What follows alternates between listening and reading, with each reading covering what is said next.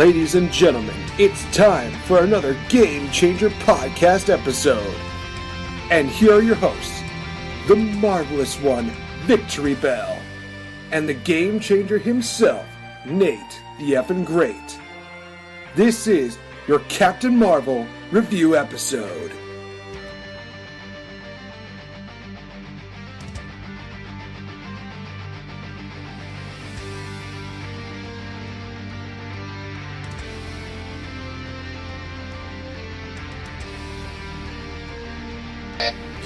What is up, you guys? Welcome to another edition of the Game Changer podcast, of course available on Spreaker.com as well as iHeartRadio, so many other great places such as YouTube and even Spotify, you guys. It is so great to be here talking about one of the most fantastic movies to come out of this year. Honestly, I thought Glass was going to clinch it for me as the number one best movie, but this one is definitely a run for the money. And I'm always being joined here by the one, the only, the Wonder Woman to this podcast, the one and only VictoriBelle. How's it going today? It's good. Good morning. Good morning, good morning, good morning. Now, obviously, you guys, we've actually seen the Captain Marvel movie twice each, so seeing it twice, we're definitely going to be hitting a lot of the details as well as basically talking about how excited we are about this movie. First time in all of its history, honestly, that Marvel decided to go with a full-on solo female Marvel movie. And honestly, for the most part, I say they did a pretty damn good job. It's hard to really deny the success that it has. And honestly, you guys, I also mentioned this, that one cool thing that has been going on ever since it's released is a lot of the reactions that have been going on. One thing that I thought was also really cool was that the star, Brie Larson, actually showed up at a theater during an opening night, and she actually did a shift for a theater deal before going into watching the movie with a couple of fans, basically her own viewing party. It was awesome. It was one of those things where I'm like, wow, that's amazing. And I even said it on our Facebook fan page. Go check that out. Give it a like, by the way. Cheap plug. I said, yeah, top that, DC. How is that gonna? How are you gonna do that? I don't know. It's really, really crazy to see that and think to myself, wow, it was almost a year ago. Gal Gadot was just doing kind of the same thing, but she was handing out candy to people in the theater for the Oscars, and literally I just said, yeah, Brie Larson just beat Gal Gadot when it came to this experience here. I'm not gonna lie. Yeah, I definitely posted about that too. I liked how she was in like a jumpsuit type of thing, like a running tracksuit of like Captain Marvel, and went to go see the movie pretty casually. It just made me. I was like, oh, it made you feel good. It was cute, and I definitely didn't get the feels of F-U-D-C from it, but I thought it was very cute. No. Well, hold on. I didn't say F-U-D-C. I just said top that DC. So. Oh, gotcha. You're right. Sorry, the aggression made me feel like you said that. Well, okay, fair enough. But like, I definitely thought it was cute. I thought it was ballsy of her to do. I don't think it's great for all stars to do that because it can be overwhelming for them and people can get crazy. But I thought it was awesome. I thought it was fun. And it's her first Marvel movie. She's pretty well known, but I don't know if people know her as well as people in the entertainment world know her. Because she has an Oscar and stuff like that. But, like, I don't know if everyday people have seen Oscar movies. You know, like, they don't really usually go to those kind of obscure movies, so maybe other people don't really know. And she looked really like just an average person, I thought, which is great.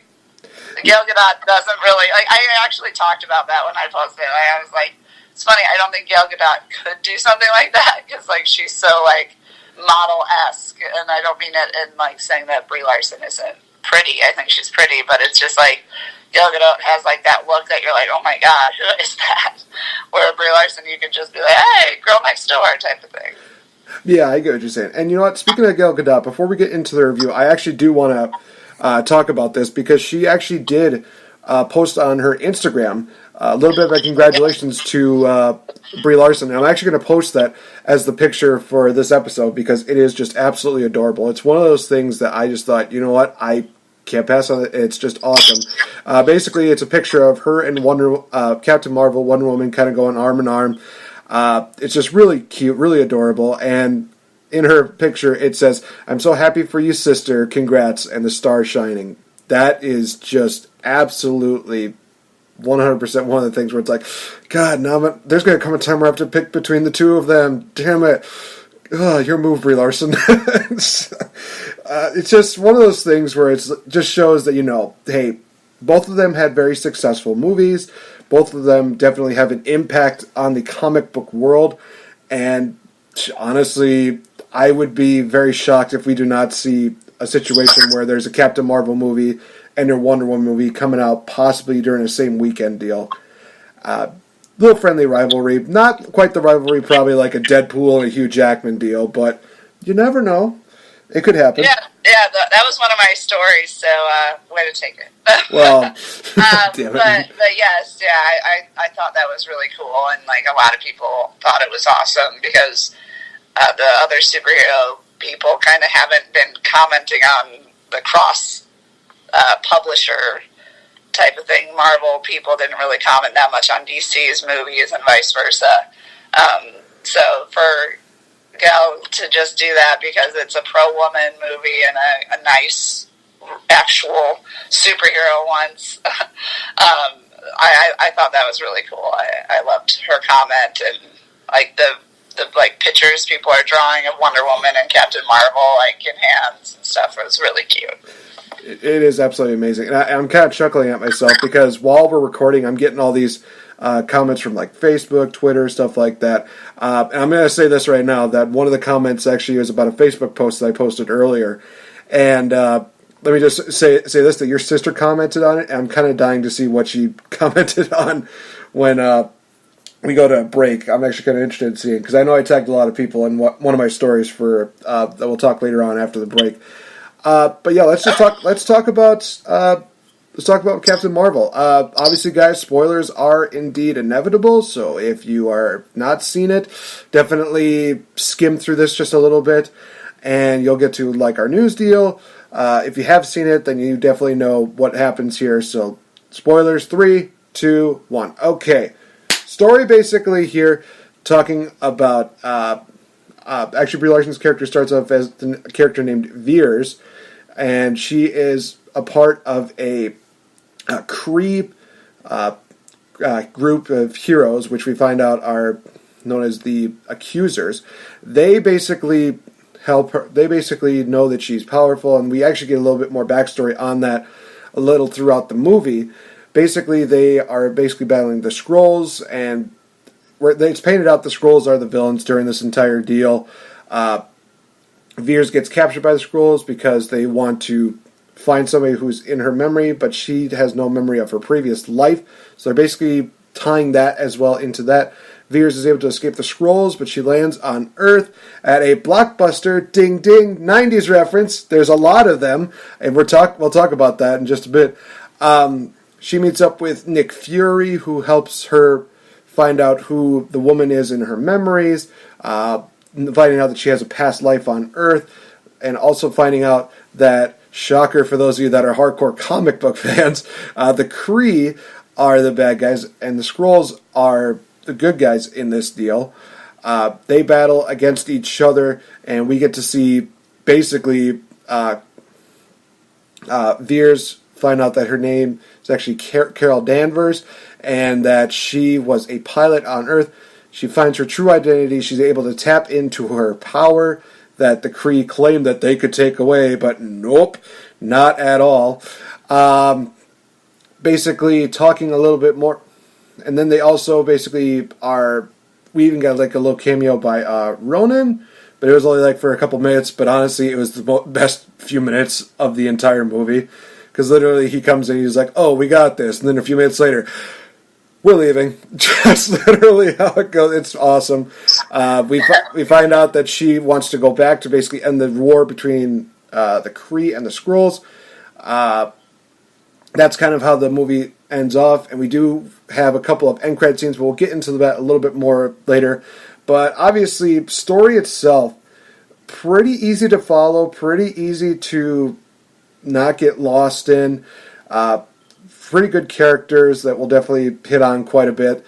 Honestly, yeah, story I thought was pretty good. I don't know if I saw too many plot holes in this one. There's probably some people that are just like, well, there's a plot hole here, plot hole here. Me as a movie reviewer, I didn't see too many plot holes. They definitely tried to connect everything with each other. Like, you know, how the Tesseract came into play, how Nick Fury lost his eye, which honestly might be my only nitpick, but I'll talk about that in just a bit. Kind of some of the things that, you know, kind of would start kind of building up to what the Avengers movies would be. Honestly, I thought it was a pretty good origin / prequel movie, in my opinion. But I don't know. General thoughts on the story, Tori? Yeah, it was really good. It's funny, I've heard a lot of mixed reviews online, and like people are like, "Whoa, Captain Marvel, not as amazing as you'd think it would be," and I'm like, "What are you comparing this to? Like, are you comparing it to Infinity War? Because of course it's not going to be Infinity War. It's one girl. Right. Like calm that down." But yeah, I didn't like hearing those negative comments about it because it was a very good movie, a very good standalone Marvel movie.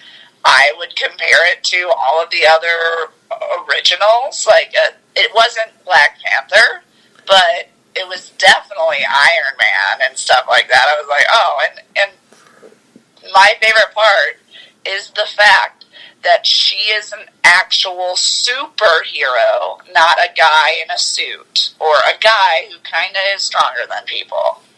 Like, you're like, wait, he's kind of stronger? Like, how much stronger? We don't really know. We can't tell. Okay? Or, like, it's not a guy in a suit, finally. Right. And I love that. Like, when she fights and gets released, you're like, thank you. Like, she is a solar, like, I don't know if it's solar power, it's an ion energy, like, where she produces and recreates her own energy that she can blast people with. And it's amazing. And that scene where she, like, releases herself and then just pummels everyone is just amazing. I was like, ha.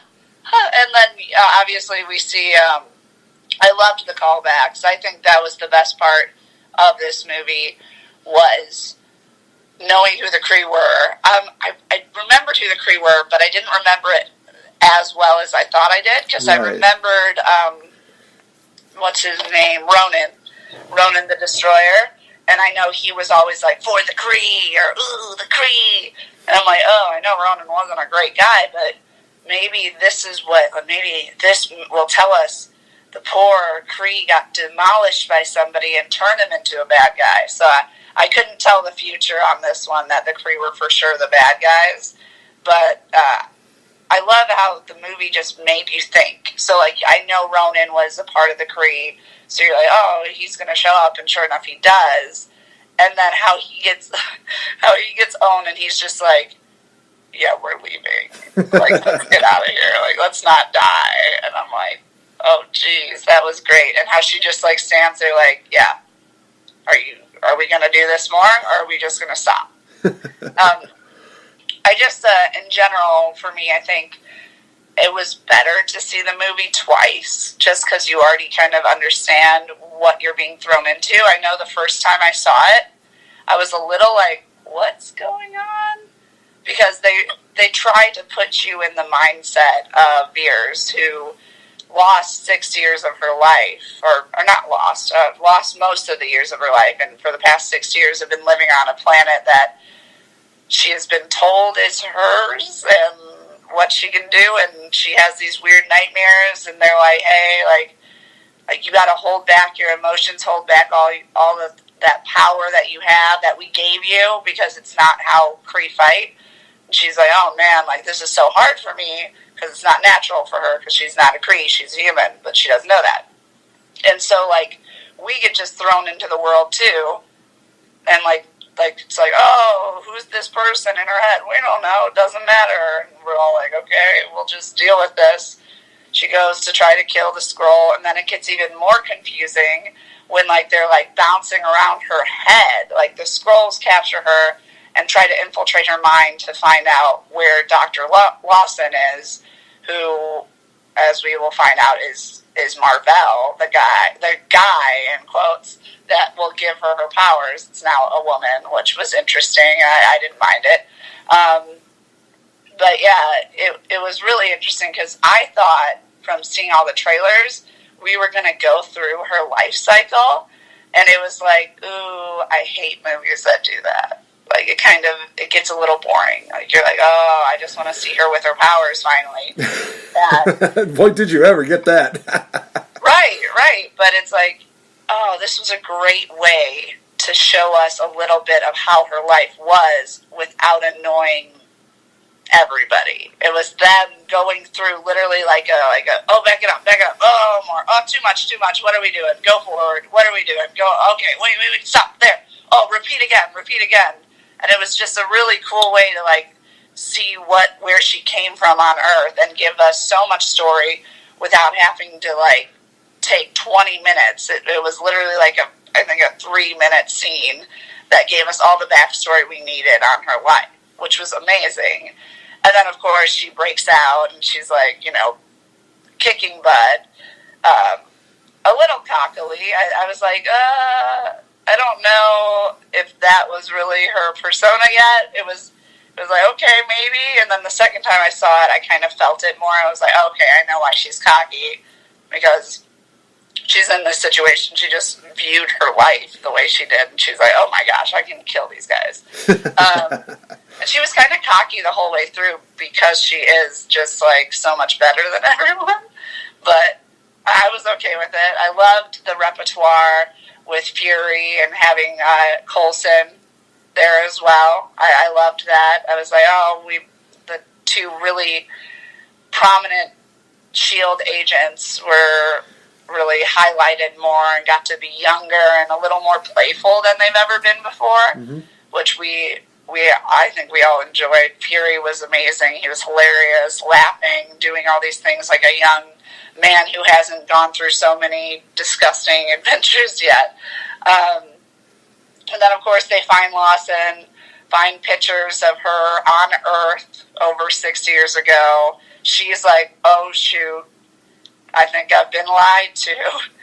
And sure enough, like, I love the communicating through the phone, the pay phones, and, like, having them say, the long distance call is now dropped. And, like, Jude Law, or whatever, I forget what his name is, but the Jude Law character that she really looks up to, her captain, is like, like, damn it, like, this sucks. And I also enjoy the fact that on their, like, little squadron, their little Kree squad, is, I forget his name, but it's the black guy who is part of the Guardians of the Galaxy movie, and I think everybody saw that. When I saw him, I'm like, you know who he is, right? To the people I was watching with. And they're like, I recognize him. I'm like, Guardians of the Galaxy, he's going to get messed up in this movie because he'll have to be a robot. They're like, oh, really? I'm like, yeah, that's the guy. He was for the Kree. He works with Ronan. And, like, so you kind of know that he's not necessarily going to be a good guy. But after her coming on Earth, and then you get to see her find out more about her life and her best friend that she lived with, the Kree also starts stepping up and being like, or not the Kree, Skrulls. The Skrulls start stepping up and, like, literally being goofy. And I was just like, okay, these guys can't be bad. When he's, like, in the house, like, sipping on a shake or something, he's like, I come in peace. And it's so funny, and how afraid he is of the kitty cat, which is actually a Florgan, I think it was called. Yes.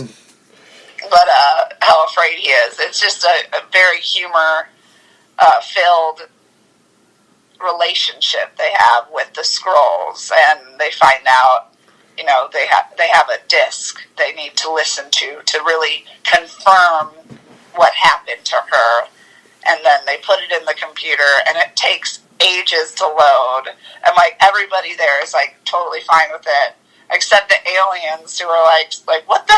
Why is this tape? She's like, is it broken? And they're like, it's just loading. And you like see how slow it used to take for us to load, and like everybody remembers it, and like the warning that like when it's like, you don't have internet connection anymore, and she's like, oh, like in the library and stuff. She's like, oh my gosh, I remember all those. So all that 90s callback was great. Loved it. And then, yeah, you basically see that she needs to help the Skrulls get to that power source, she still believes, because they're not telling her anything else. They go up, they find her lab in orbit, which was also hilarious when, like, all of them are like, it's obviously in orbit. And then the Skrulls are like, you're kidding me. It's in orbit. You're my science guy. And, like, the guy's just like, shrugs, like, sorry, dude. Like, my bad. And then he's like, oh, like, are you kidding me? It's just, they had such, I loved the commander of the Skrulls. He was great. The character was amazing, funny, made me love the Skrulls. Yeah, they get on Dr. Marvel's, or I don't know if she's really a captain too, but Dr. Marvel, her lab, her Kree lab ship thingy, and they find that the Skrulls were actually only looking for their family and the lost, refugees of the Skrull planet. Like, they scattered them, and Marvel found them on Earth and saved them. And has a bunch of toys that everybody probably remembers in the 90s, like those little, like, squish balls and pinball machines and all that cool stuff. And sure enough, they obviously told the Kree that they were on Earth, which was, it was considered a quote-unquote shithole by the Kree. I loved that. They're like, have you ever been there before? And, like, the woman's like, yeah, it's a total shithole. I remember being like, oh, God, that's so funny. But, yeah, so the Kree squadron comes on, obviously, takes over. That's when we get to see Captain, or Veers still, or I guess she called herself Dawson. No. What's her real name? Carol Danvers. Carol Danvers. That's why. Danvers, yes. You see her really just taking on the role of Carol. Like, I thought that was a little lame, but at the same time, like, I was like, okay. Like, she's like, no, my name is Carol. I was like, is that supposed to be a joke? Or is the name Carol supposed to be that, like, to me? But she breaks out of the super intelligence by using her, overriding her chip, because she does have, electric type of powers that'll, like, electric slash, I like to call them nuclear, but I don't really know as well of what the output energy is, but it's definitely a source of immense energy, so it can overpower some. Overpowers that, frees everybody, and like I said before, it just owns everybody, owns all the bombs, owns all the ships, owns all the Kree, and calls it a night. And then, like you said, we see them, kind of decide that she needs to finish what she started and help the Skrulls gather the refugees across the galaxy and find a new planet for them. And so she leaves Earth, gives Fury his pager back, equipped with some really cool gadgetry that will tell her across like 17 galaxies or something that if they need her to come back. And that's kind of where we're like, oh, okay, so this is the big buzzer thing we've seen before. And yeah, then she goes, and life goes on. You see Nick Fury start typing the initiative he wanted to do, like find more superheroes, and he sees Carol Danvers' picture, and her plane says The Avenger, and so he changes the name to The Avengers Initiative, and that's the wrap, basically, besides the end scenes. And I thought it was great. It really followed everything you wanted to follow and answered some questions and some whys people are the way they are, and that's all you could want from a prequel like this.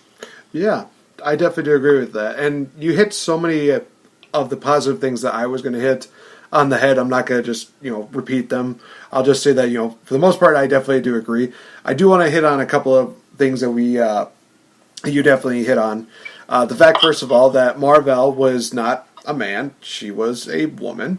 I'm pretty sure there was a lot of people that were just like, no, Mar-Vell was a man. They're supposed to have this romantic relationship and blah, blah, blah, blah, blah, blah, blah.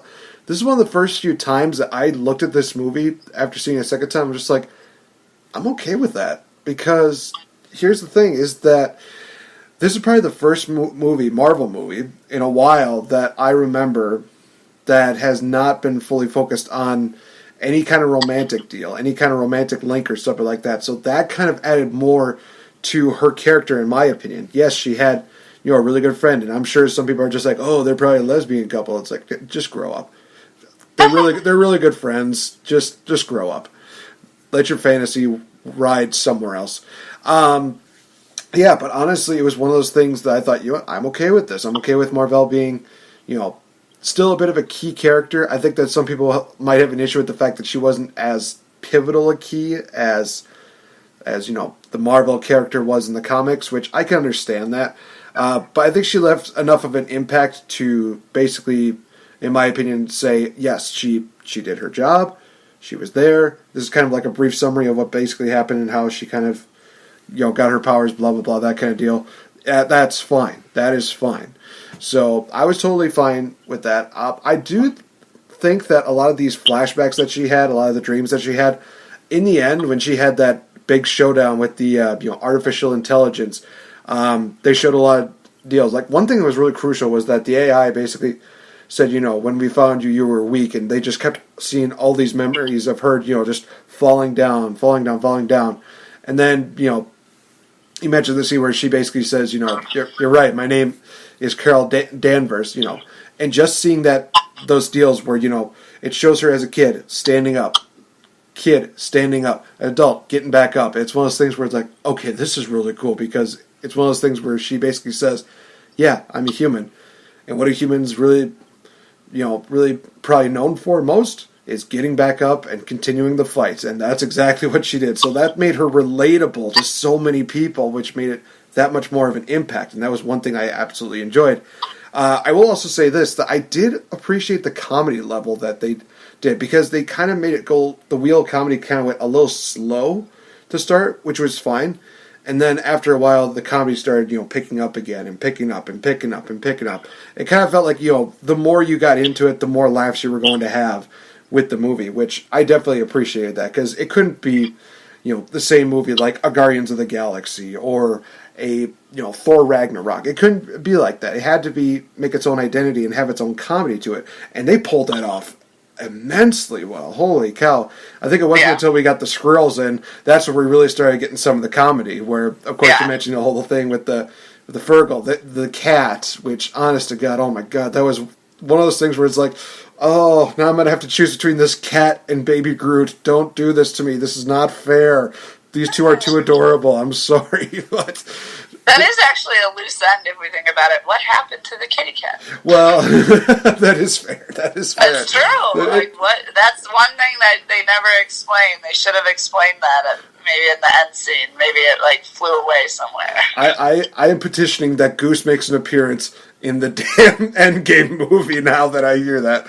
I want that to be... And that was cool too, that they really, which my parents enjoyed, is that they really did some callbacks to Top Gun with the name of the kitty cat and everything. And, a lot of the, shots kind of reminded you of Top Gun with, Tom Cruise and his gang and Goose and all that. You're like, oh, Top Gun, because it was another Air Force movie, really Air Force strong. Yeah, and you mentioned a lot of the references, the 90 references. We knew those were coming. We were thinking, well, how are they going to do that with them doing the 90s? Shouldn't be too hard, should it? No, I think they did an absolutely amazing job. We talked about, dial-up, which honestly, second time, I think I annoyed a couple people because literally I saw that, I'm like, oh God, dial-up. And I see in the corner of my eye, one woman just kind of peering over, looking at me. I'm just like, maybe I spoke a little too loudly. But at the same time, so many people can relate. When we were kids, we had that dial-up deal where it had the air. and how annoying it was to deal with that. That you had to collect calls where people had all these strategies. Even stand-up comedians talk about the fact that they do these deals where, they try to save money, so they do like the free collect call and just, send messages to their family. It was one of those things where it was awesome to hear that. Seeing Nick Fury and Coulson again, that was great. One thing that my friend Max actually hit on was the fact that, of course, both of them were kind of, CGI. They were made to look younger. When it came to Coulson, it was kind of like, it was okay. It was one of those things where it was like, oh, that was spectacular. But then you get to Nick Fury, and it was literally like, did they just grab Samuel Jackson from his younger years? Did they just? It literally looked like he did look back in the day. It was really amazing. So props to the CGI department for pulling that off immensely. Holy cow! They really did a good job. I really couldn't tell. It looked almost more like makeup than CGI to me, but I didn't look it up, so I don't really know exactly what it was. But it was great. I totally agree. I couldn't believe how good they looked. It was just absolutely amazing. And like we said before, the action, there's definitely a lot of it. Build-up was actually really good. It's just a really damn good movie. If I were to pick out like some negatives, I already mentioned the whole Coulson one was kind of wonky at times. The other one that I kind of picked was that I was kind of peeved about this. I literally was just like, oh, geez, Nick Fury lost his eye to a cat. And it's like, no, that was a Fergal. It's like, but people are going to look back at it and realize he lost his eye to a cat. They got scratched out. That was so funny. I loved that so much. Like that, because how Coulson comes in at the end, like, wow, so you really didn't even tell him after the Kree got your eye and everything. And he's like, yeah, sure. So, we can neither confirm nor deny that. Yes, exactly.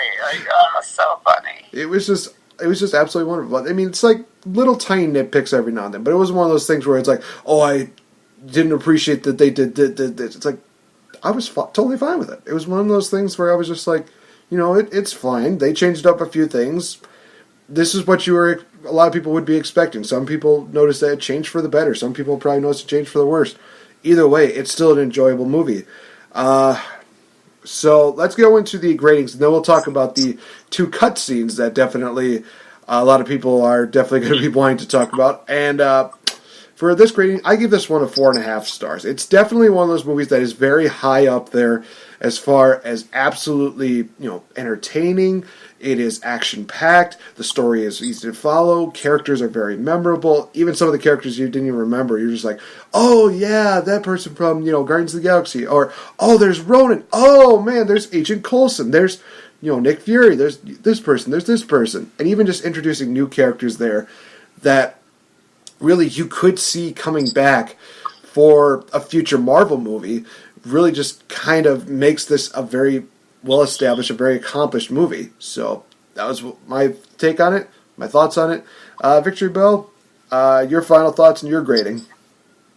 Yeah, you're going to talk about the end scene still, right? Oh, yeah, we're doing that after we get the gradings out of the way. Okay. Yeah, the grading, I'd have to give it an A-, B+. I think it was really good. I don't think it was the most perfect movie of all time. It definitely changed up a little bit of what I thought of the comic. So I was like, okay, all right, it's different, but I mean, I can deal. And then with the news stories, I'll talk about a little bit of a hole that people have been talking about. But I thought it was good. I thought it was a great, strong, powerful movie. Definitely better the second time around because you know what you're following and you're able to connect the dots a lot easier and see the extra stuff that the movie put in that they want you to see and want to appreciate. And obviously we had a Stanley cameo, a real Stanley cameo. Oh my gosh, I cannot forget about this. The beginning, they had that whole Marvel deal where they do the Marvel Studios deal. You're right. Oh, we have to mention cameos, it. Oh my gosh, they did the cameos, they did artwork for Stan Lee, and I will say this, one of the things I absolutely loved about this was my second viewing. there was a woman right behind me who, I think she was trying to explain it to her kid, or it was to somebody that she knew. She basically put it best. She said, that's Stan Lee. If it wasn't for him, then we wouldn't have any of these movies. To which I say, yes, 1,000% agree. Could not have put it better. And I also love that you mentioned the cameo scene. Basically, what happens is Brie Larson's looking for one of the squirrels. And before we get into her punching an old lady, which was awesome, honestly. One time, the only time you'll hear me say that. Basically, she's looking around, and she puts a magazine down. There's Stan Lee. He smiles at her, and she smiles back. And literally, I'm just like, oh my god, the representation right there is just amazing. Yeah. I think he was reading a script. It sounded like he was reading a script trying to run his lines, because it is in L.A. It's set in L.A. And yeah, I thought it was great too. I thought it was hilarious, and it was really him. And because they were able to get him in this, and they're able to get him in Endgame. And I think then that's it, right? I believe so. And then, you know what? I'm actually going to say this. I think I might petition that people want to see Deadpool and make cameos in Marvel movies. I petition for Goose to make a cameo in every Marvel movie. Oh, that would be cute, having the little kitty cat somehow. Just they'll find a way. It's Moose. It's a cat. And that would probably be even easier than trying to get Ryan Reynolds. Like I don't see Ryan Reynolds being available like that. Like, he's not just like a guy who you can be like, oh, really quick, can you grab that suit you have and whip it on? That suit takes me about an hour and a half to get into. Yeah, come on. Like, what are you doing? Like no, he has a family, he has a life, and he has a lot of successful things. So I think Goose would be really fun to do. But don't forget, he's got to get into character. I mean, he leaves his daughters at school and he ignores his wife. He's got to get into character in order to do that. Exactly. So he has to be Deadpool. Like, we're ruining his family life if we make him do that. That is very true. So, shout out to Ryan Reynolds, by the way. So, yes, now we finally get to talk about the two end credit scenes. Let's talk about the very end one before we talk about the one that happened in the middle. So during the movie, Goose, as the Flurkin, basically gets the Tesseract, and how this even happened was absolutely amazing. It's created one of the greatest things that we'll ever see Nick Fury do, where he basically just gets scared as soon as he sees the cat mouth open, and it has all these tentacles, and it just swallows up the Tesseract. It's just one of those things where it's like, oh, wow, okay. I think that I was probably not the only one the first time around that was just like, what just happened? And, of course, Nick Fury spoke for all of us, just like, I'm just going to pick you up. Just very scared, and I'd be the same way, Nick Fury, do worry. But during the end credit scene, we basically do see the Tesseract, being brought back via, thankfully, not a literal furball, but literally the cat just did the whole and we're thinking like, okay, the cat's fine, and then just spits out the Tesseract, and then just goes back to cleaning itself. And literally, I'm just like, I love this cat. This thing's amazing. So that also will explain, guys, where the Tesseract, how the Tesseract came out of the cat, and how they even got it. So that's the good part. So now we get into the part where it gets a bit crazy. So the second end credit scene, which definitely is a prelude to what's going to be happening with Endgame, is that we see Nick Fury's beeper, two-way beeper, and basically it's powered down. We have Captain America, Black Widow, Bruce Banner, and I'm trying to think. I feel like there was one other person that was. I feel like there was one other person that was in there, in that room. That for what? For that second end credit scene. I need to look it up because I feel like I need to. It was War Machine. I think Ant-Man was there. I'm pretty sure. Oh yeah. No. Okay. So let me put it like this. In mid-credit scene set in the present day, the pager, which Fury activated prior to his disintegration, is what they're calling it, is monitored by Steve Rogers, Natasha Romanoff, Bruce Banner, and James Rhodes. Okay, so there we go.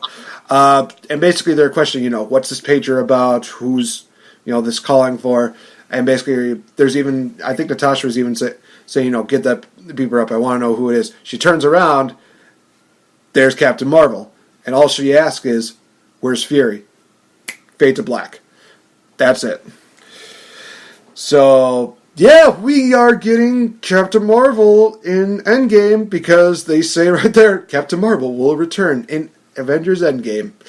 And literally I'm just like, why can't it be April 26th already? Damn it all. I'm excited. Okay.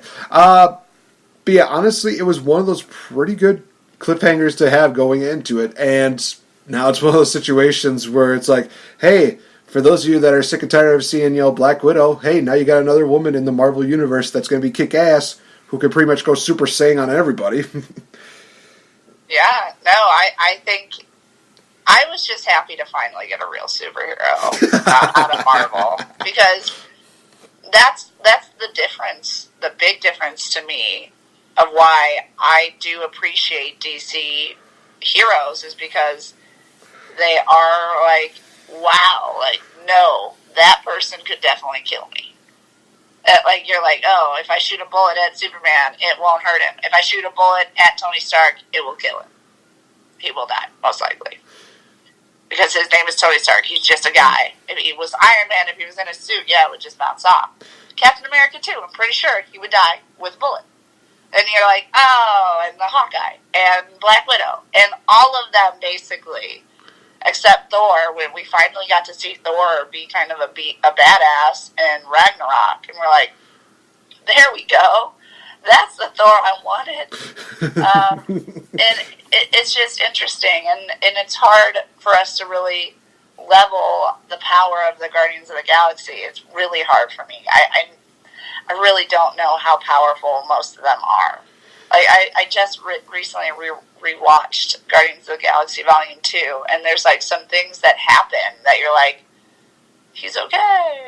Like, especially Drax, like how he's outside of the ship when he's getting like flung around and like destroyed by trees. Like, he's like, oh, ooh, oh, ooh, oh. And then afterwards he's like, ha ha ha, that was so fun. So, like, you're like, okay, so he's fine. But like, you really can't measure his power. Or his limitations, yeah, I see what you're saying. Yeah, so you're like, I don't, like, because I've seen him get his ass kicked. Like, he just gets kicked and whoa, or swallowed by something by Ronan, like in the first movie. And you're like, okay, I guess he's not as cool as I thought he was. But then you get Carol Danvers. I mean, they call her Captain Marvel. She never called herself Captain Marvel. I don't know what she's going to be called. I would guess it's Captain Marvel because I named it that. But it was something I thought was kind of interesting. Is she never was like, I'm Captain Marvel or something like that, Well, they're probably going to save it for Endgame, but right. But like they didn't really even discuss it. They discussed Marvel in general because like he was like, oh, what kind of name is Marvel? She's like, it's not Marvel, it's Marvel. He's like, oh, but it's better to be Marvel. And she's like, no, but it's Marvel. Yeah, she's like, no, it's Marvel. And, like, it was a cute little, like, kind of almost a fourth wall breaker to, like, discuss with people. I'll discuss the name of Captain Marvel more later on in the podcast. But yeah, I think that was interesting. I was like, I wonder if they're going to call her Captain Marvel. Maybe she'll be called Miss Marvel. I don't know. There's a lot of options, but I think they gave us that because, well, actually, I don't know why they call her Captain Marvel. Because when I first thought her name was Captain Marvel because she was a captain in the Air Force, but she wasn't in this. She was nothing in the Air Force in this. She was just somebody who tested planes because she wasn't allowed, because females weren't allowed. So it's like, I don't know why they're calling her that, which to me is really interesting, but maybe other people don't think so. But I don't know. I'll discuss the name later. Yeah. But yeah, I'm excited to see where they go from there. Yeah, definitely. So, guys, we're going to take a little quick commercial break. When we come back, we're going to talk about a few news stories that went out throughout the week. Definitely want to tune into that. It's going to be a can't-miss show because we don't just deliver reviews, we deliver a lot of hard-hitting news. So stay tuned, you guys. We'll be right back.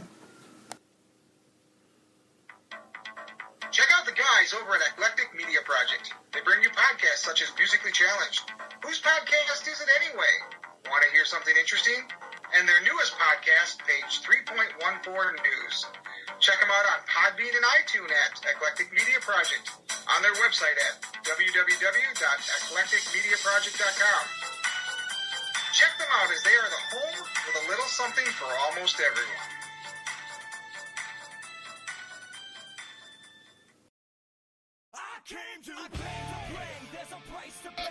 Hey guys, this is Nate the Effing Great.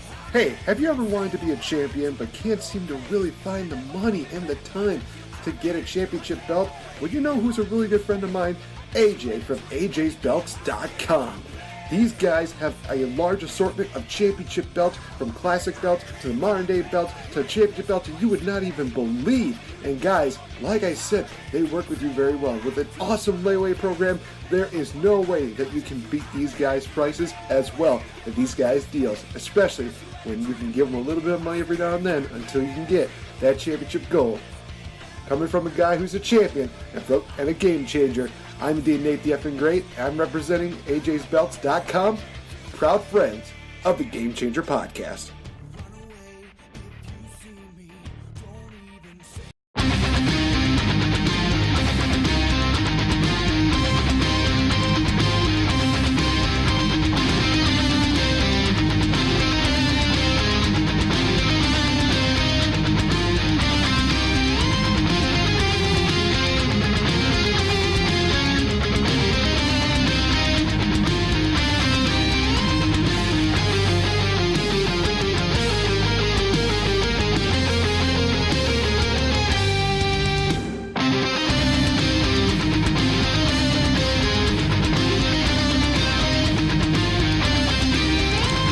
Hey guys, welcome back to this Game Changer edition of Just Being Absolutely Awesome. I am Nate the Effing Great, joined here by VictoriBelle. We covered Captain Marvel.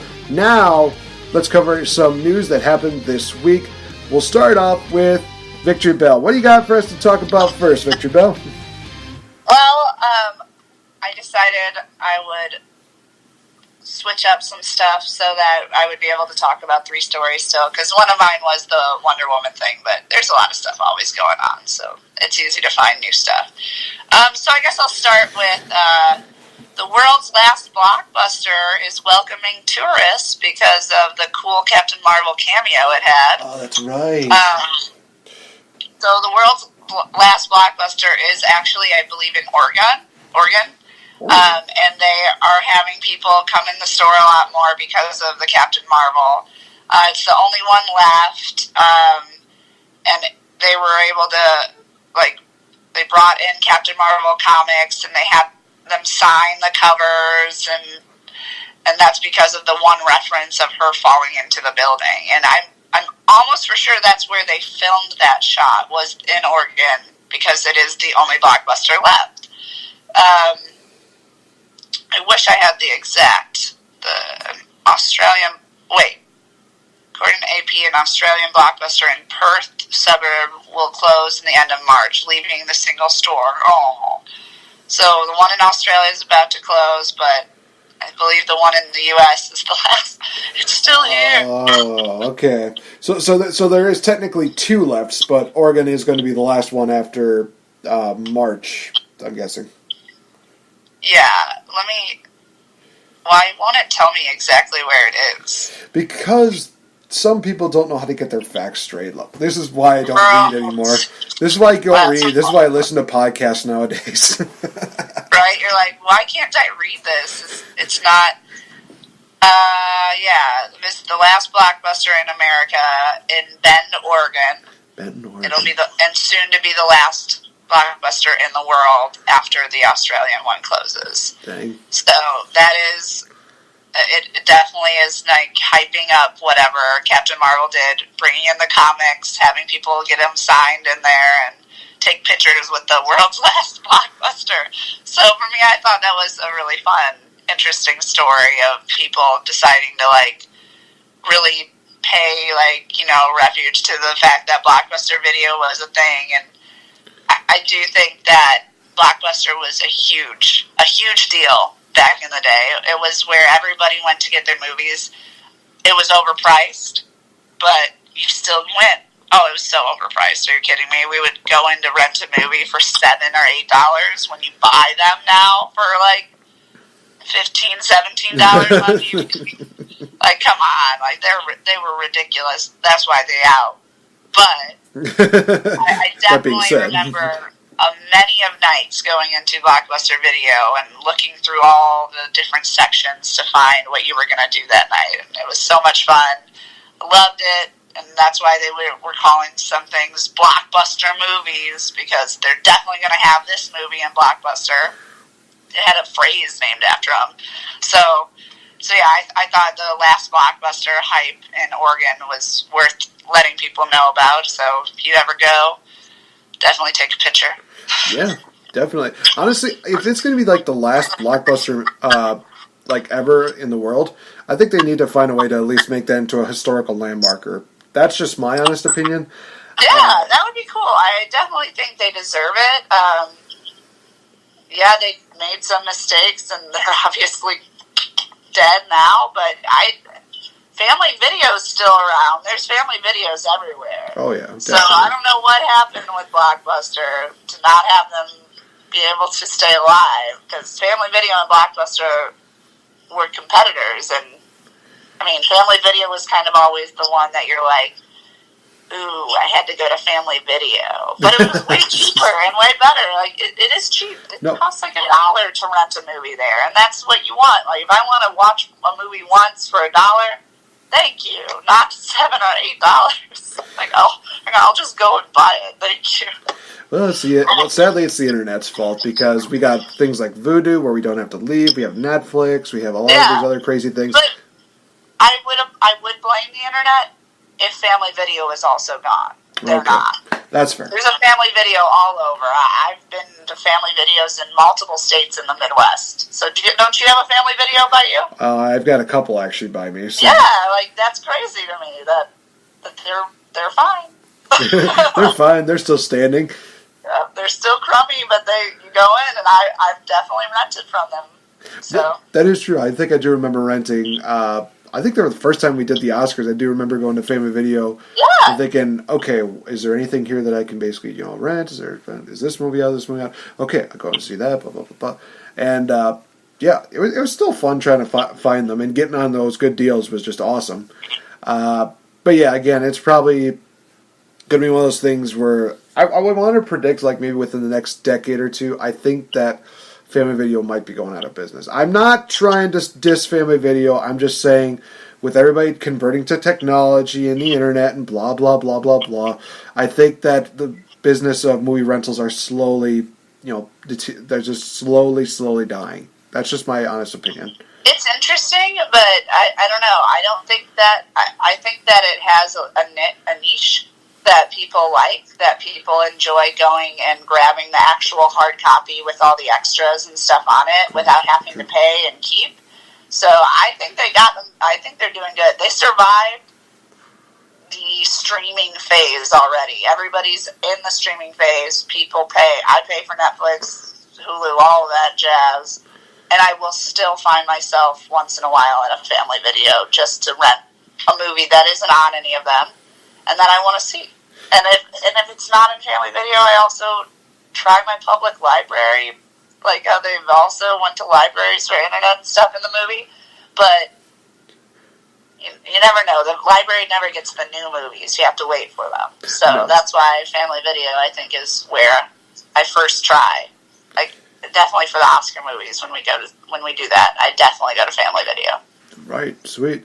All right, so the first one I have here is going to be more one that's pertaining towards the lead actress of Captain Marvel, that being Brie Larson. So this is one of those things where apparently there are a lot of people, mainly guys, I think it's safe to say male white guys, who have been very hypersensitive about some of the comments that Brie Larson made. And they're coming with this conclusion that, Brie Larson hates white males. And I want to actually read an excerpt of an interview that she did with Marie Claire, I believe it was.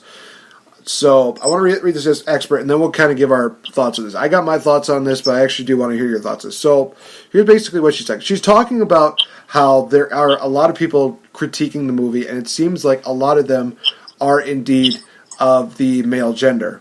So here's what she had to say. About a year ago, here's what she said, and I quote, "About a year ago, I started paying attention to what my press days looked like and the critics reviewing movies, and noticed it appeared to be overwhelmingly white males. So I spoke to Dr. Stacy Smith at the USC Annenberg Inclusive Initiative, who put together a study to confirm that. Moving forward, I decided to make sure my press days were more inclusive. After speaking with you, the film critic Valerie Complex, and a few other women of color, it sounded like across the board they weren't getting the same opportunities as others.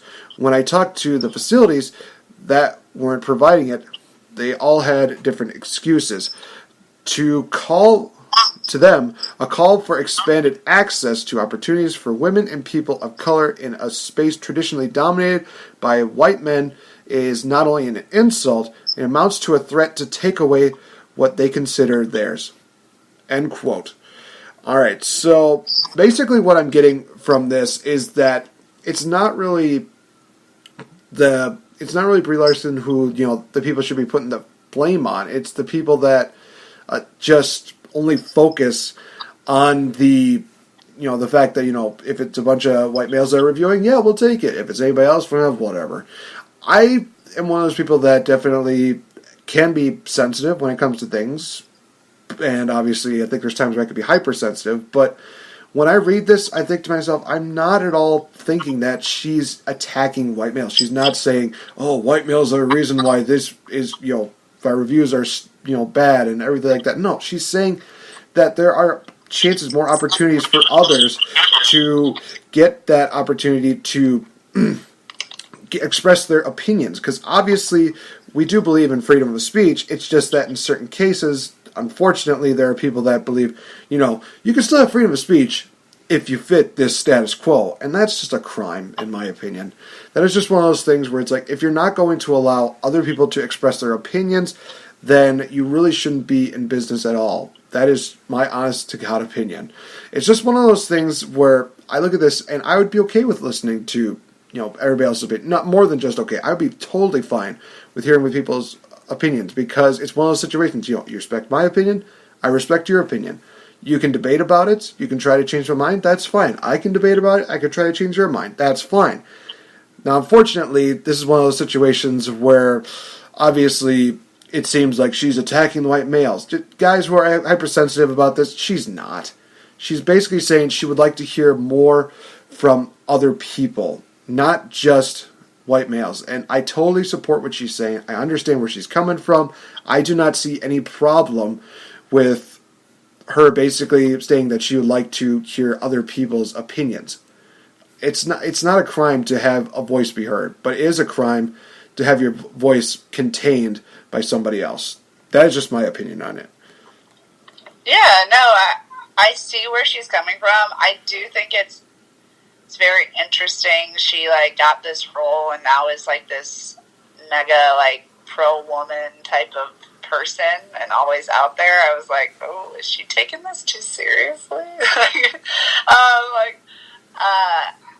Just it's interesting to me. I haven't really heard much about Brie Larson doing any pro-women's marches or all this stuff, and now that she is Captain Marvel / Miss Marvel, I'm going to continue to say that because it is Miss Marvel.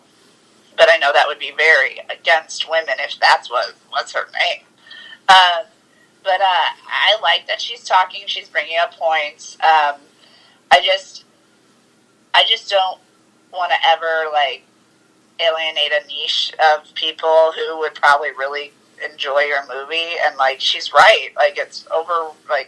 Comic book world is white males pretty dominantly, and so being at a press junket and seeing and talking and getting the questions all from a certain group of people, she's like, well, I would like to also see what questions other types of people would have, because they would take the movie differently. She's not wrong. And I think that was just a bold, good statement, and it wasn't an attack. It was more of just being honest, like, different types of people have different walks of life and absorb information differently because of how you lived your life.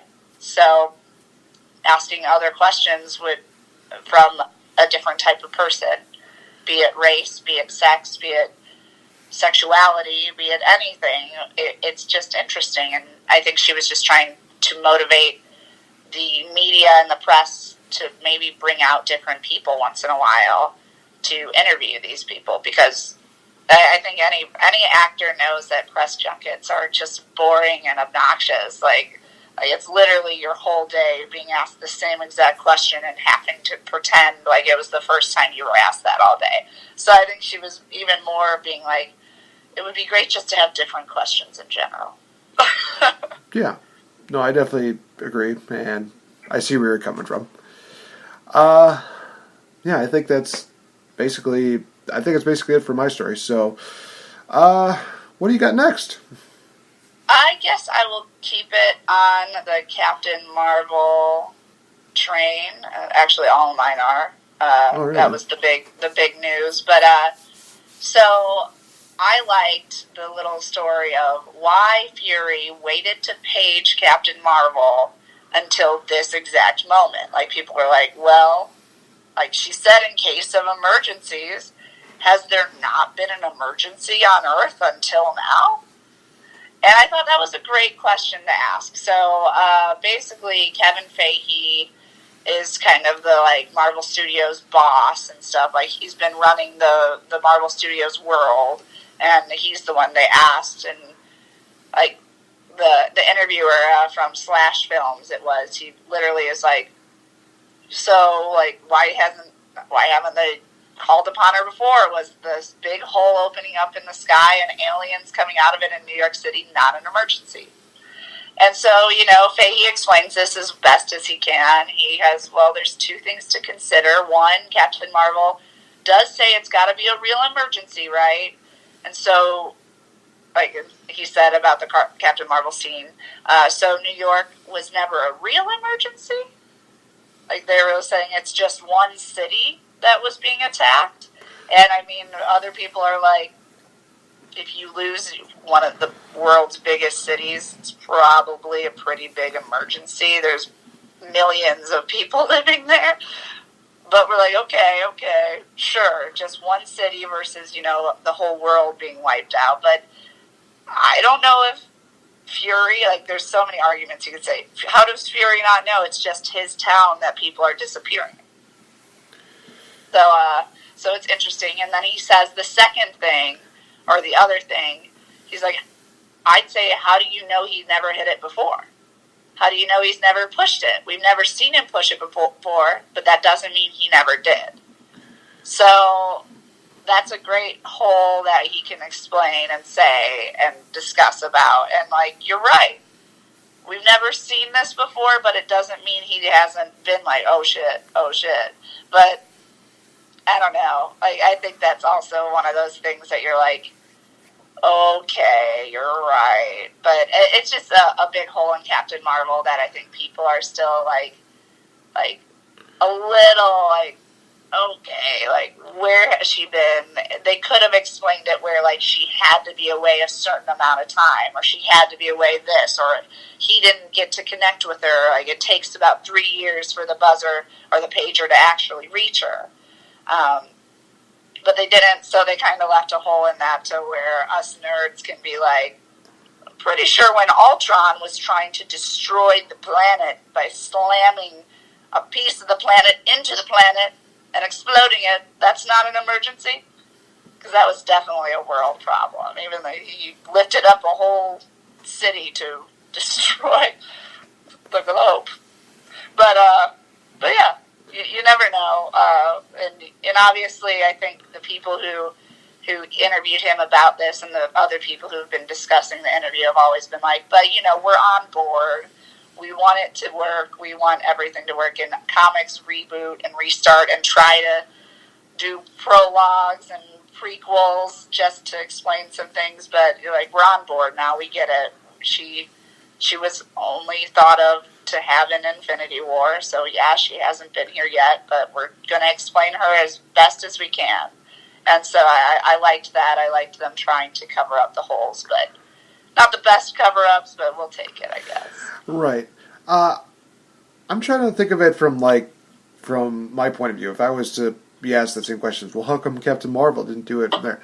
I think one of the best answers that I could give, which might be debatable, but one thing that I would debate is the fact that Nick Fury did, in fact, mention at the end of the movie that, they need to find more heroes. They need to find more people just like Captain Marvel. She's kind of what came to be one of the pioneers of what an Avenger would be. So, one thing that could be debated about this is the idea that if he kept, calling her, then what would be the point of having this team if he just keeps, calling her to help out? I feel like it would just cause more of a rift between the Avengers squad as well as to Nick Fury. So I think for Nick Fury, he has to put his trust in the team that he's assembled in order to handle these situations instead of always relying on it. Now, obviously, the question is, why did it take so long until now to, call her out? And how does he know that it's affecting the whole world? Because in my honest opinion, I don't think that, stuff like this would just happen in one city. You kind of have to have that feeling that it's probably happening around the world. And it's definitely something that's out of the norm for, to see people just, disintegrate and just, be complete and vanish completely. So I think that was what I could defend Nick Fury on for that. Whether or not it's a valid argument is up to the jury at this point. I really like what you said. I think that would have been a great answer of that. Like, he needed to have trust in what he created. I like that, but he sadly didn't use that. I think, I think he had to be ready for the question, though. Right. But I would have enjoyed your answer more than, was it really a real emergency? You're like, come on, dude. New York City is dying. New York City is being destroyed. That's a real emergency. I'm just imagining Dude, did you hear of 9/11, bro? That was a real emergency, bro. Like seriously, it was just like, but your answer of his having his own, like, the team he assembled needing to do this and showing that they were proving their worth is a great answer, but it also, you're like,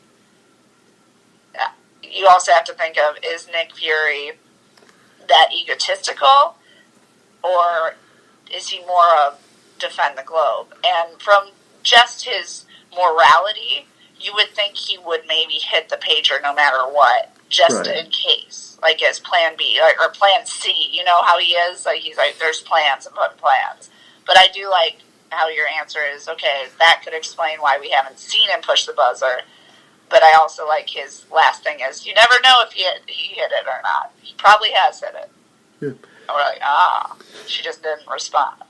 I like to imagine him now also, passing by, there's a cat stuck in the tree, and this little kid's like, help, mister, my cat's stuck in the tree. And he's like, is your cat really stuck in the tree? Like, dude, just get out of here. I'm gonna get a ladder and I'll take care of it. Just, you're not helping. That's just... a good answer. I liked your answer. Well, thank you. I appreciate that. But also, it's kind of one of those situations where maybe Nick even tried calling the Avengers, and maybe he had no other choice but to call on Captain Marvel. We don't know. Like you said, we're not exactly sure the exact scenario or the exact situation, but... Well, yeah, we know he called Captain Marvel, and it was a pretty big event going on. Like, people knew what was happening, I believe, in Wakanda, because Wakanda opened up its thing. Like, Wakanda was like, yo, we're fighting the world, like, spaceships are coming down. Mm-hmm. and stuff like that. Like, people knew that things were happening in Wakanda that were unexplainable. They also, it started, in New York. We all know Infinity War. It started in New York. They took, like, it's literally said Tony Stark's gone. Like, a lot of the heroes are gone. Like, they got taken, or they went up in space with that guy. So I think people knew big events were happening. So Nick Fury obviously knew big events were happening. He probably knew it was a bigger emergency than just a single city or a single city rising to explode the globe. Right.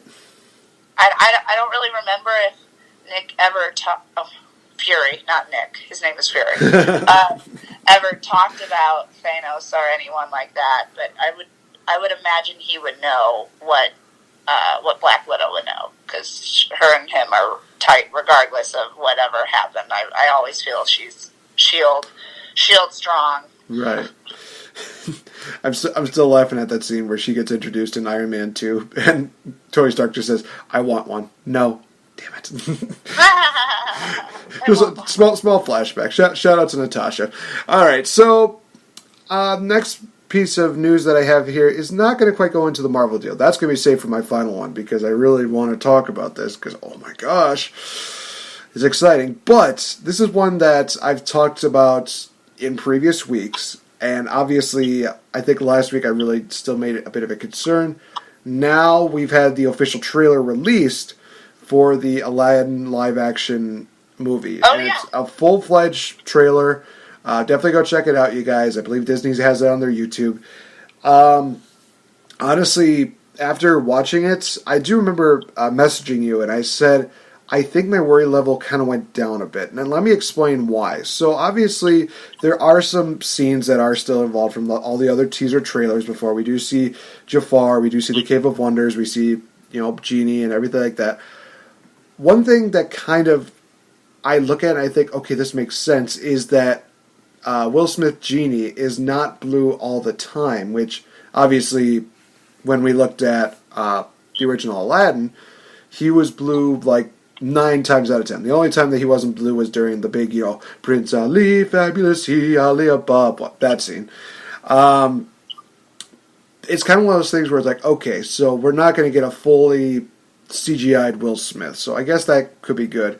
I kind of look at everything else that happens in the trailer, and I think, I think that I'm willing to give Will Smith more of a chance. I did like some of the visuals that they showed on there of Aladdin and Jasmine on the carpet ride, having the whole new world. So for those of you that are looking forward to that, you're definitely going to be getting that. I think I noticed a couple things that happened with Jasmine, one being that she has a pet tiger that falls right behind her, so we know Raj is in the building. What? I think one thing that I'm kind of interested about is the fact that we have not heard the parrot speak, Iago. So I'm wondering if they're saving up for that, or if they're just going to be making Iago just a parrot that doesn't talk, which some people might be thinking, oh, thank God, we don't have to hear Gilbert Gottfried's voice again. Don't tempt fate, because you never really know. I don't know. Something about this trailer kind of made it feel a little more relaxing. Yes, it still has Will Smith as Genie, which we would expect him probably playing Will Smith as Will Smith playing a genie. So that, I think, is still a concern for a lot of people. But after watching it and seeing a lot of the other stuff in there, it's like, okay, there's probably more to like about this movie than hate. Even if I hate Will Smith Genie, Will Smith Genie, there's probably more things that I could like about it. I think the actors who are playing Aladdin and Jasmine definitely are pretty interesting. I'm still hesitant on Jafar. I really do not like the fact that he kind of has a voice up and stuff like that. Maybe one of his wishes is that he wishes to get like a deeper voice or something like that. Who knows? If it is, then it's one of those things where it's like, okay, that's kind of funny. But I don't know. Maybe he's a villain that would kind of make it something that's more beloved. Maybe it's like, maybe I like this Jafar more than the original. Highly doubt it, but we'll see. Like I said, the visuals are really good. But the visuals look good. Scenery looks good. It's one of those movies that I'm still 50-50 about. but I have less worry about it now than I did about a week ago. So, I don't know. Have you seen the trailer for the live-action Aladdin? I have. The official trailer, quote-unquote. Yeah, right. I definitely have. I agree with you. I was like, okay, I can kind of feel this out a little better than what we've seen in the past, because the teasers have not really given it any justice, and it's, you're just like, ugh, like it's making us worried, and we don't want to worry about a movie like Aladdin. You want Aladdin to do really well. I think it was great showing us that they're going to have these iconic scenes that everybody loves, the iconic music that everybody loves. I also agree that I like having Will Smith, more of just Will Smith. If they're going to have Will Smith, like, let's not have him as that. He looked ridiculous when we first saw him as a genie, like, almost like puffed up and like, what's going on? Like, who is this? Like, did they just cut out his face and CGI the rest? Because it definitely looked weird. We were all like, ooh, we don't like that. But yeah, it looked more iconic. It looked cool. He's doing a little parkour through the city and stuff like that. I think that it might hold up to the cartoon and all the musicals that we've seen. Like, Aladdin theater musicals are just epic, amazing. Ooh, yeah. So they've got a lot to live up to. But I agree. I think it was definitely something that you're like, okay, maybe we can back this. Yeah. And just throwing this out there, because I think you would appreciate it. Obviously Disney has been talking about their own streaming, media for a long time, and I do know they've been talking about opening the Disney Vault there. I know what you're talking about. And I was just thinking, I was like, no, if they open the Disney Vault, they have me. Like, I'm going to buy it. Yeah, I think there was an article that they were going to try and do like a streaming service that will include a lot of the classic movies. Yeah. And literally, it's like... We've been hearing for the past 2.5 years now that Disney wants to pull out of, they literally want to pull out all their shows, all their stuff from Hulu and Netflix, and then just make it Disney Central. And this was the first time they announced we might even open the Disney Vault on our stream, and we're like, wait, what? You're gonna have all the classic movies available? Cue the Sebastian gif of him just dropping his jaw, and then Scuttle just doing that. That's literally me. Yeah, but no, it just reminded me of I'm like, oh, we're talking Aladdin. Aladdin's part of the vault right now. It'll probably open up when the musical comes out, but I just think it's interesting. I'm like, oh man, if they do the Disney Vault, if they open that up, that's going to be epic, and everyone's going to buy the stream. Yeah, it's also crazy because I do remember those commercials of them saying you better be hurried because once we close the vault, it's closed forever. It's one of those things where it's like, now they're opening up the vault again. It's kind of like a Willy Wonka and the Chocolate Factory deal. It's like, yep, we're closing down the Chocolate Factory. We're opening it for a few kids. Come on in. It's like, oh, we might be just those lucky kids. It's a marketing campaign. The Disney Vault is a marketing campaign, and it's a great marketing campaign because, yes, they don't always sell these movies, and these movies aren't always in the stores because, well, there's way too many of them.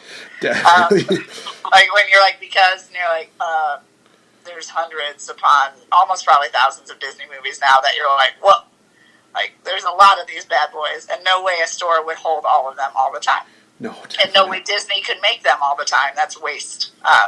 And so for them to be released, limited time only. If you don't buy it now, it's gone forever.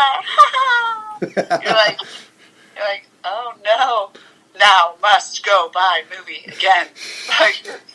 It works. People do it, but that's why if they're tempting people on their streaming, because I do know a lot of people are going to be upset about this, especially Netflix users, because Netflix and Disney have been on a pretty good term. But it's ooh, if they pull all their stuff off of Netflix, just get the guy from what was it? Pirates of the Caribbean 2 and 3. That one small like British pilot that's just like, no, I forgot what his name was. The guy who just goes like, it's nothing personal, it's just business. Just have him do that.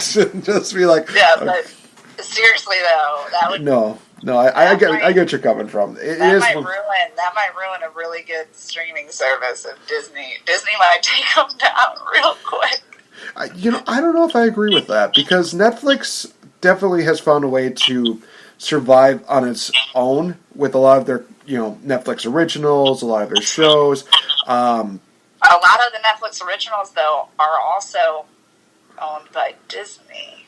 What, including Series of Unfortunate Events? That series was... No, I don't think Series of Unfortunate Events is owned by Disney. But, like all the Daredevil, Luke Cage, a lot of the Defenders, they're partially owned by Disney, so technically maybe Disney can just rip them off, rip them out of there, and then you're like, ooh, I would hope I would bet Netflix is a smart service and they have some sort of, contracts that you can't take. It has Netflix above it. It does say a Netflix original, but when they're also half and half, you're like, oh, what's gonna happen? And there's a lot of little Disney series and stuff on there, and you're like, I don't know. But I agree with you. I like a lot of the Netflix original series. I've been praising the Umbrella Academy. Would love to talk about it with you if you watch it. Okay. It's from Dark Horse Comics. Love it to death. I was like, I can't wait for season 2 now.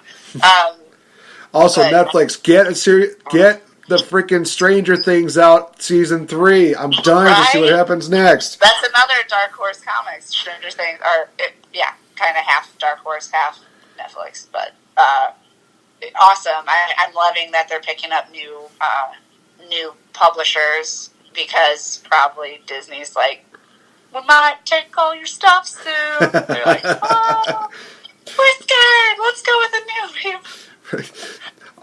I think the only thing that I would say about this, if they are going to do a streaming service, I guarantee we mentioned it, they'll probably bring movies, they'll probably bring maybe a couple shows there, here and there. One thing I will definitely say, Disney, be smart. One TV series I do not want to see come back in there is the Bonkers TV series. Keep that locked away in the vault forever. For the love of God, do not bring that back. Let's just say this: when this podcast is over, type in Bonkers, Disney Bonkers theme song, and that's all you need to be like, nope. Okay. So that I want to actually see that reaction. So we'll definitely do that after the show's over. But moving on from this, I believe you have another story for us to cover. Yes, I have a final story of mine. It's the final story. It's the final story. Okay, so this might not be as happy and beloved as we've been talking about, because I decided I wanted to bring it up. We're going to first talk about what it's called right now. Shazam is getting great reviews. People are saying it's hilarious and heartfelt. It's saying that it's going to be a win for DC. So we don't want to throw too much expectations. I think that's kind of what happened with Captain Marvel this past weekend, is some people were throwing these high expectations that it's supposed to be better than Infinity War, when you're like, okay, calm down. It is an origin story. It's in a league of its own. Yes, exactly. So there's been tweets out the wazoo and different Shazam memes going around, and people are like, nothing but good reviews. Is this even a DC movie? And stuff like that. Just really fun stuff that people are really excited about Shazam. So as the nerd that I am, I have to then go and be like, well, you do know his name's not Shazam, right? Yeah. His name, do you know what his real name is? I think I have a feeling what it is, but by all means, rip off the Band-Aid. His name is Captain Marvel, yep. Everyone. That is the name of this superhero who says Shazam in order to transform into his godlike, mystical powered superhero-esque type of body. And so I, as myself, I had to be like, so what the hell is this? Like, so what are they going to do? I understand why they didn't call it Captain Marvel, because Captain Marvel was coming out already. But it had me thinking, and I'm like, I almost for sure that this is the real Captain Marvel, and that's why her name was Miss Marvel, because Captain Marvel came out first. That's right. And Marvel was pissed because they're like, that's our name. Like, you can't do that. And so they came up with Miss Marvel, who turned into Captain Marvel when she was a captain of the Air Force and all that. And it is true, like, Captain Marvel / Shazam, that people are now thinking his name is, came out in the 40s, and Miss Marvel printed in 1967. Oh. So they definitely, DC got it first. Marvel got it first in the movie universe. Yes. But as usual, they have taken something off of DC, kind of ripped them off. They were a little butthurt about the name. And I'm just excited to see how people react when they figure out that wait, this is actually Captain Marvel, guys. And that's why, like, I think that's why Disney did not talk about her name is Captain Marvel, because, is it? Yep. Not really. She probably should be called Miss Marvel, but they were probably like, oh, that's a little sexist to call her Miss. Like, I don't know. I'm very intrigued about what people are going to feel, because I think a lot of people, like, are following these movies versus knowing a lot of the background of it. So I think they're really excited, because they're like, the tweets are like, oh, Shazam's going to be a great superhero and stuff, and I'm like, that's not his name. His name is Captain Marvel. And I'm like, and he was before this woman, and they're going to be so mad. They're going to be like, what? They can't both have a Captain Marvel. And I'm going to be like, oh, just look up the origins, 1940s, 27 years later, they're like, let's make our own. And we're going to make it a girl. And the uniforms and powers are semi-similar too. So it's very interesting. I'm excited about it. I do know Zach. Is it Zach Braff? No, it's not Zach Braff. Why am I forgetting the actor's name? Zachary Levy. Okay. He was actually just in Chicago promoting it. One of my friends was like at one of the theaters. He was that. She like sent me like, oh my gosh, look at this. And I was like, oh, that's so cool.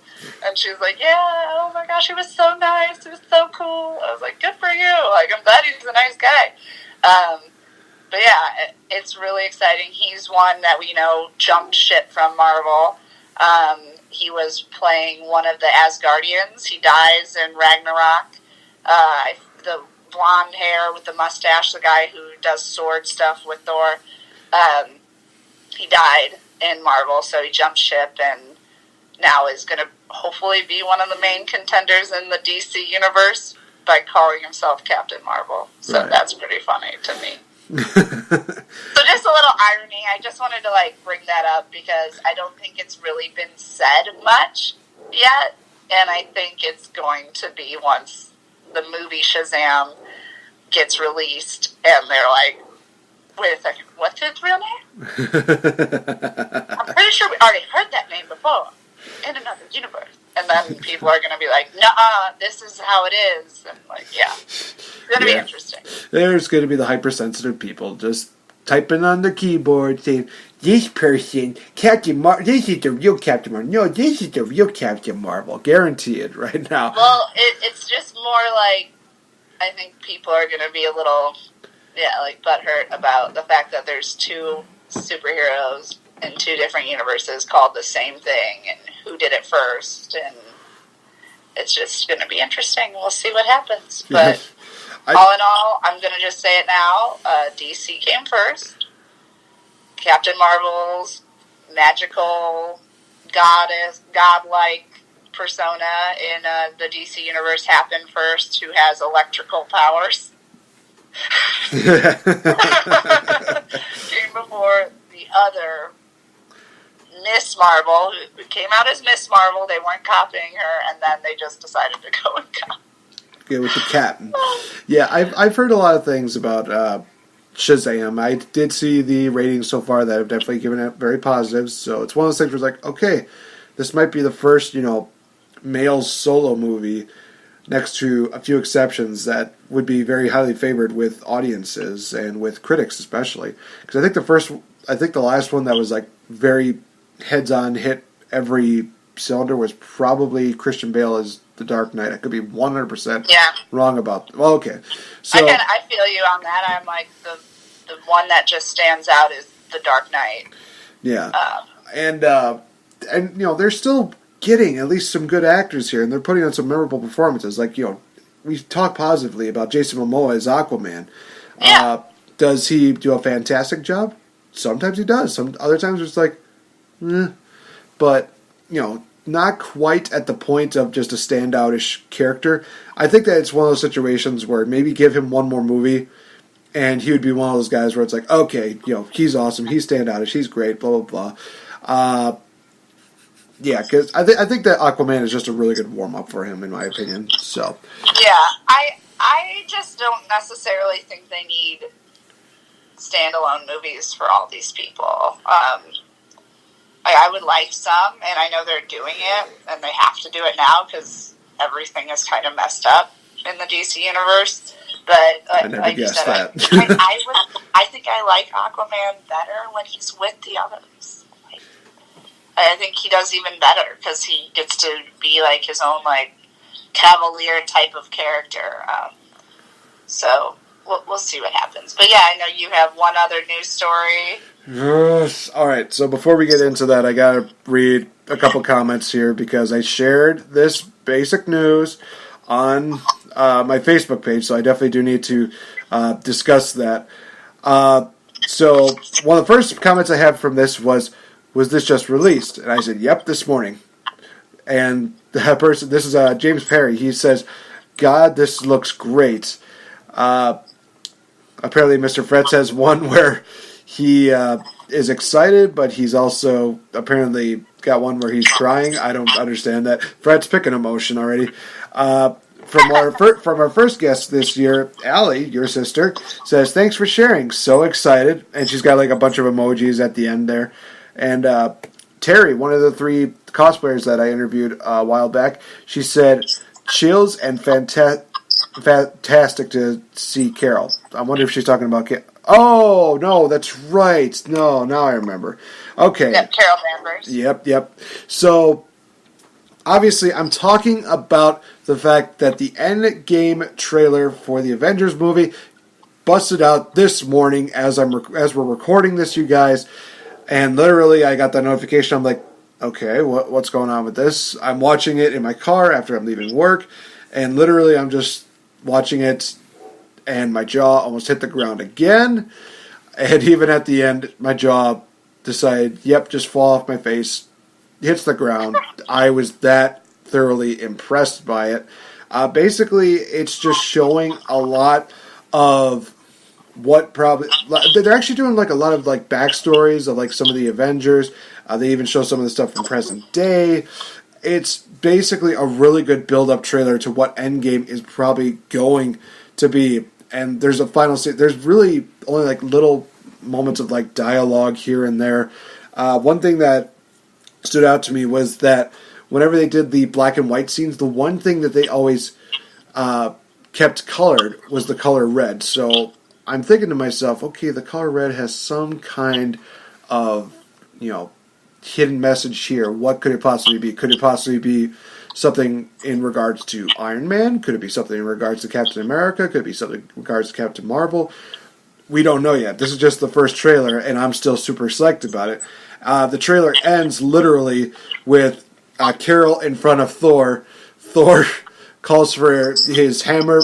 Boom. Apparently the hammer's back, or it might be the... what's the name of his new weapon again? Gosh, I'm trying to remember. World Breaker or something like that. So, oh gosh, I need Breaker, but it was the World Breaker. It was the axe. Yes, the axe, the World battle Breaker. axe. It's not the hammer. Yes, Brett brings that, and apparently Carol just did not flinch at all, and Thor just says, "I like her." It's one of those things where it's like, okay, we got our first interaction with one superpower being with another superpower being. Oh my God, this is getting to be really good. And this is just the road of the hype train that is going to be Avengers Endgame, released in April. Whew, I literally looked at this and I'm thinking, wow, now you've literally piqued my interest. And the fact they're still possibly given the idea that it's going to be a 3-hour movie really does make it an icing on the cake, because for me, and as many true Marvel fans are, thinking that yes, we're going to be sitting 3 hours through the entire thing, no complaints, just sitting there watching, and it's one of those things where it's like, hopefully none of us have to pee. We're all going to the bathroom before the movie starts, let's be honest. And we're going to make sure that we get every single drop out. That way we don't have to use the bathroom at all during the movie.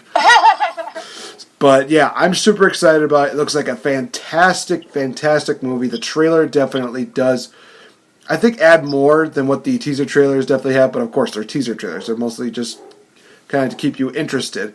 One thing that does seem kind of interesting is that Carol is on Earth, but it's one of those situations that I feel like it's a situation in which, well, I think my co-host just disconnected there. So I don't know how that happened. All of a sudden you were gone. Sorry, you're going. God, where was I? Oh, the theory that you had was that, you know, Captain Marvel, Miss Marvel, Carol, whoever she may be, literally, you know, she comes to Earth, but it doesn't seem like she came with anybody else, which could eliminate. I was like, oh, maybe she doesn't save Tony. But here's the thing: is that I'm not going to rule that out yet, because I still like that theory. I still think that there's a good possibility that it could happen. She could end up winding up, you know, saving Tony in the end. I just don't see, you know, Tony getting killed off in space. I just do not see that. I see him in the final battle with everybody against Thanos, and it's looking to be a very intense battle. I mean, now that we've got Captain Marvel, a, you know, real humongous superhero, this is going to be one of those movies that is going to be just can't miss, and it's going to be possibly the greatest conclusion to what could be the final phase of this Marvel regime, we'll call it. So I'm very excited to see what happens. Your thoughts on the trailer? I know you just saw it before we got started, but kind of want to know your thoughts on it. Yeah, it was basically, you know, taking us through the olden days for the most part, like black and white, and like giving us, you know, those great nostalgic memories of the heroes that we're gonna lose. And then, yeah, I loved seeing Carol down there and her interaction with Thor. That was great. That's kind of all I got from it. Was okay, yeah, well, we know she's in there now.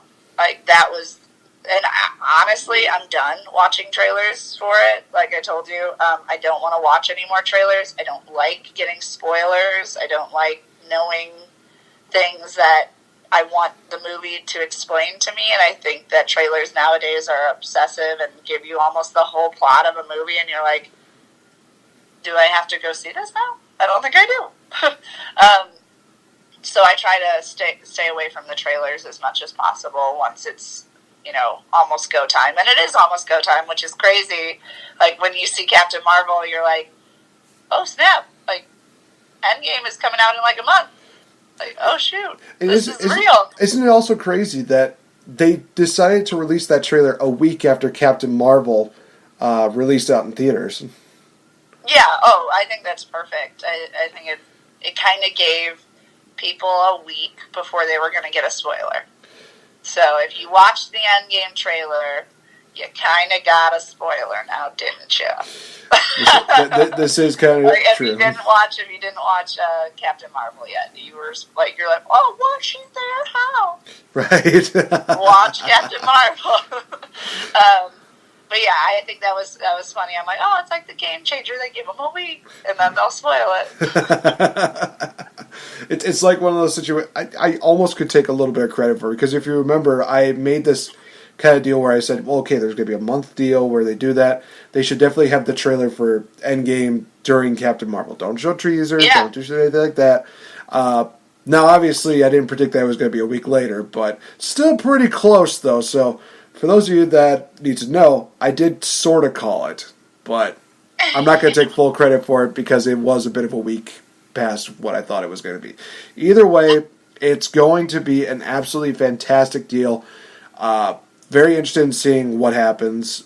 They haven't spoiled that much. All we know is, who's going to be kind of involved with it, as well as what could be, the setup for the final battle sequence. I'm looking forward to seeing how that goes down. Like we said, it's going to be April 26th, you guys. That's when Endgame is premiering in theaters. I know that some people are just dying for tickets. I know that I will be seeing it opening night, thankfully. So that is going to be one of those things that I'm literally going to be like, oh, I gotta bite something so I don't spoil anything. This is one of those things where it's almost like Force Awakens, where you don't want to spoil it right away. You kind of want to wait on everybody to see it, then talk about it. Exactly. Definitely don't spoil it. I know I did see some people were like spoiling, I think, Captain Marvel for people. Like, come on now. Don't be that person. Don't be blocked. Like, let's all go see it. Let's all get a great experience, because it's going to be a total experience. I know I'm going to have like my popcorn, my candy, everything. It's like, this is a 3-hour movie. Prep up. But for those of you that would like to know basically our feelings about those who just decide, hey, we're going to troll the audience, we're going to spoil everything for you. To keep it PG, don't be a Fred Savage butthole. Let's just put it like that. So for those of you that probably don't get that, definitely tune into the previous episodes. You'll understand the joke. Also, if you watched Once Upon a Deadpool, I feel sorry for you. I feel sorry for myself. All right, so that's going to wrap it up for this edition of The Game Changer. It was quite eventful, quite crazy, and it's only going to get crazier as the year goes by. Obviously, guys, next week is C2E2 in Chi-Town, Chicago. We'll be making an appearance there, so if you see us, feel free to say hi. I know VictoriBelle has some plans of looking very, very, very creative, but I'm not going to spoil anything because that would just be mean, and then I would have to basically Fred Savage myself. But that Fred Savage yourself. I could tell that one got you. But yeah, it's going to be absolutely crazy. You might see some other familiar faces too. I know that possibly Age of Geeks might be making an appearance. Possibly Project Amazon might be in the neighborhood. Who knows? Who knows who appears? Who knows who might show up, you guys? You never know who's going to show up at C2E2, one of the biggest Comic Cons in the Midwest. So definitely check that out next week, you guys. With that being said, I've been Nate the Effing Great. She's been VictoriBelle. We will talk to you guys in the next episode. Bye-bye. Bye.